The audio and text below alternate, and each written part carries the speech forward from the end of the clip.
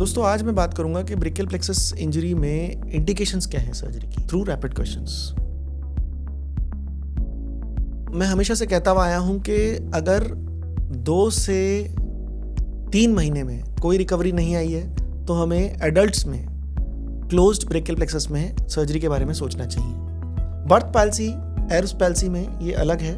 उसमें रूल ये होता है कि अगर बच्चे में हैंड अच्छा है और अगर 6 महीने तक एल्बो फंक्शन नहीं आया है तो then we should consider surgery. तो एडल्ट्स में तो 3 महीने पे अगर चोट लगने के बाद 2 से 3 महीने में भी, कई बार as early as 6 weeks also I have recommended surgery in very particular cases where हम लोगों ने उसको एकदम एस्टैब्लिश कर लिया कि उसको डेफिनेटली एवल्जन हुआ है और काफ़ी ज़्यादा इंजरी है, तो हमने 1.5 महीने पे भी ऑपरेट किया है। But usually 2 to 3 months is a good time to operate to get good results.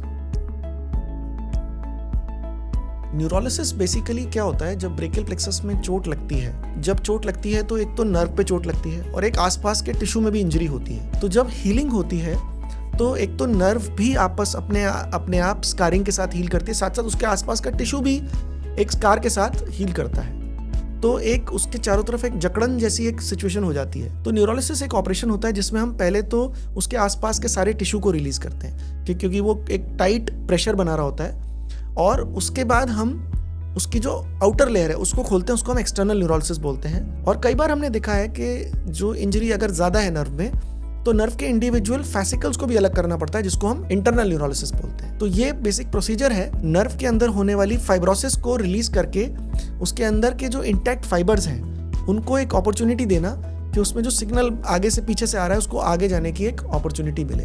तो that is what neurolysis is all about. Nerve grafting basically एक टेक्निक है जिसमें कई बार अगर नर्व को इतनी ज़्यादा चोट लग गई है कि जिसमें न्यूरोलिसिस नहीं हो सकती, अगर चोट इतनी ज़्यादा है कि पूरा सारा सिस्टम ही डैमेज्ड है, तो हमें जो प्रॉक्सिमल पार्ट है, जो ऊपर वाला पार्ट है, वहाँ नॉर्मल में जाके उसको कट करना पड़ता है और डिस्टल में नॉर्मल में जाके उसको कट करना पड़ता है, और जो डैमेज्ड पार्ट है उसको हटाना पड़ता है, और उसकी जगह फिर हमें नए नर्व के केबल्स लगाने पड़ते हैं। यूजुअली वो हम या तो सूरल नर्व लेते हैं जो कि पैर की नर्व है, या फिर आर्म से अगर ग्लोबल पैल्सी है तो MABC, LABC, ये सारी नर्व्स भी एज अ ग्राफ्ट हम यूज़ कर सकते हैं। तो ग्राफ्टिंग में बेसिकली इनके केबल्स को हम नर्व के बीच में रखते हैं, कई बार 2 केबल, कई बार 3 केबल, और उसको हम ग्लू से या स्टिचेस लगा के उसको ग्लू से हम चिपका देते हैं। तो that is nerve grafting. Ideal surgery window है 6 months से पहले। आइडियल इज 2 to 3 months से लेकर लास्ट बाय 6 months, क्योंकि अगर हम उसके बियॉन्ड जाते हैं, कई बार पेशेंट्स हमारे पास बहुत लेट आते हैं, तो अगर हमें कोई डिस्टल नर्व ट्रांसफर करना है तो हम फिर भी साल भर तक सोचते हैं। बट यूजुअली जो आइडियल विंडो है वो 3 months से लेकर 6 months है। That is the golden period of any nerve surgery in brachial plexus injuries.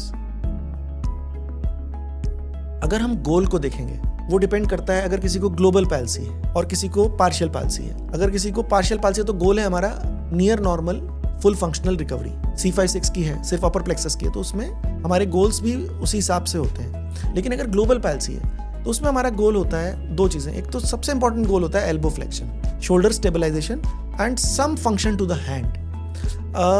Some function का मतलब है कि patient should may be able to use that hand as a supportive hand और अपने खुद के काम कर सके। तो this is the goal for global brachial plexus palsy.